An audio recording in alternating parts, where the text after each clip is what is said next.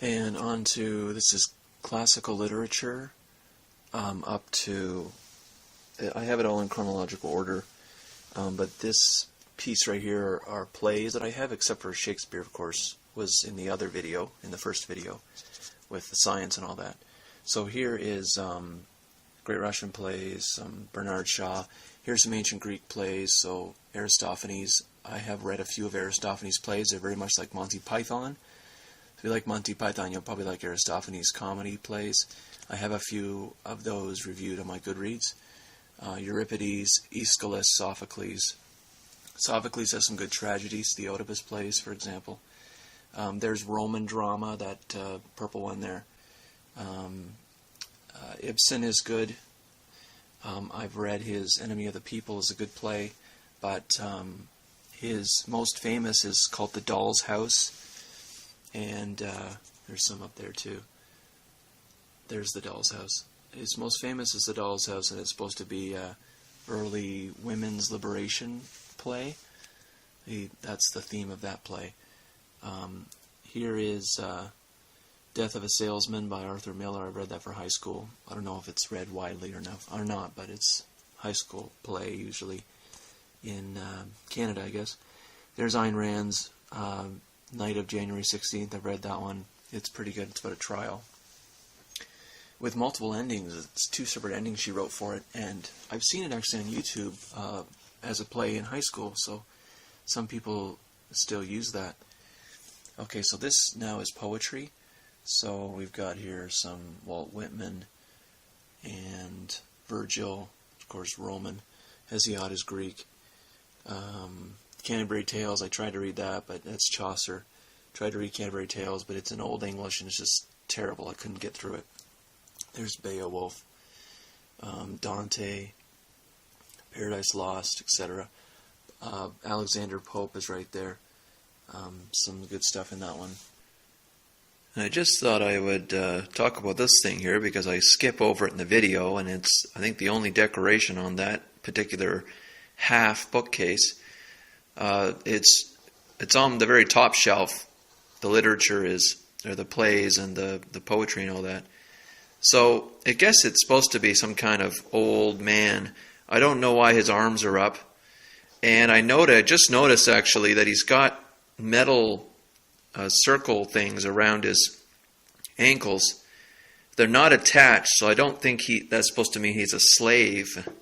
But yeah, I don't really know. He's got a bit of hair on the back there, and he's got kind of a woolen or wolf cape. I don't remember when I got this, and I don't know what it's supposed to be, but he's sitting on a stool. Anyways, that's just another bookcase decoration. Still in chronological order, so literature. This is the beginning of literature now. So we got Gilgamesh there. There's Homer's The Odyssey, which I've read. Pretty good adventure novel. There's the Iliad about the war. Well, lots of stuff in there, but also about the Peloponnesian Wars in there. Petrarch, of course, talks about all kinds of different Greeks. And I don't know if there's Romans in there or not. Maybe it's just Greeks. And he compares their characters. It's actually very interesting. There's some Cervantes, Gulliver's Travels, etc. Voltaire over there. Voltaire's Candide is very good. I've got Robert Heinlein's book right here because I finished reading it, so I got to talk about it, what I think of it. There's some Daniel Defoe there. Here's English literature, a college survey. Lots of stuff in there. Some more Voltaire. There's Jane Austen. So I've read Sense and Sensibility, and I've got a video series on that. Here's some, I guess I'll keep going with, there's more Jane Austen. There's Ivanhoe, some Bronte, and Dickens, starting with some Dickens there. Tale of Two Cities, I read half of it, and I hated it, and I closed it. But the one I've got there is actually an illustrated edition, so it's nice. More Dickens up there. The Pickwick Papers, I think, is on education.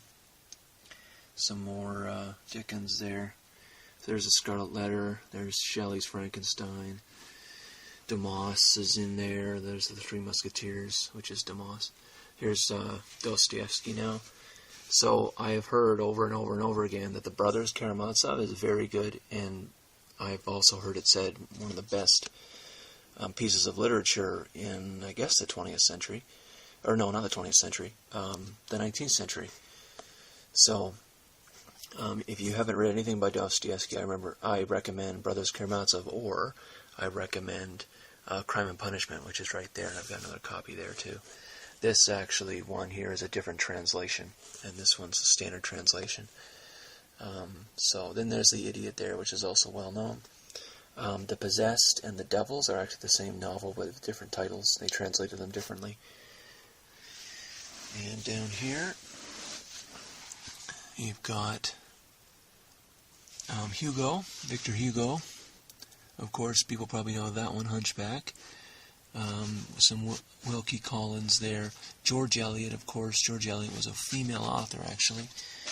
Here's Madame Bovary. I've read that one. Madame Bovary is a pretty good book. It's a train wreck, though, for the main character, unfortunately. But oh well, it happens sometimes. There's some other Flaubert there.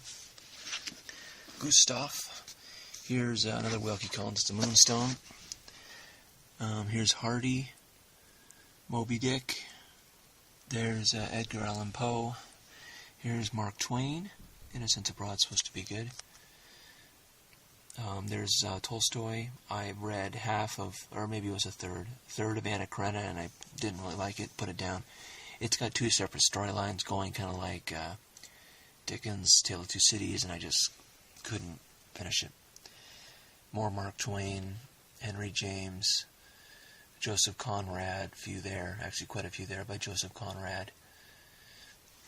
And then here's some collections, German short stories, greatest short stories. There's some Robert Louis Stevenson.